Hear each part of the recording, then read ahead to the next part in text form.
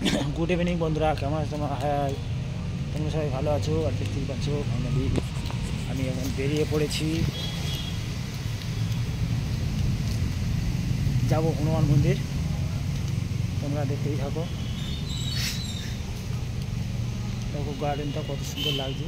আর এমনিতে হাতটা একটু ব্যথা আছে, যার জন্য ক্যামেরাটা উঁচু করতে পারছি না।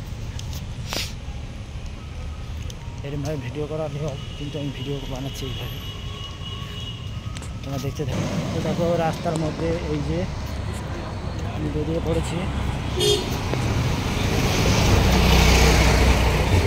গাড়ি ঘোড়া, প্রচুর গাড়ি ঘোড়া, এত গাড়ি ঘোড়া চলছে আর কি বলবো, বাপ গাড়িও যন্ত্রণা করছে।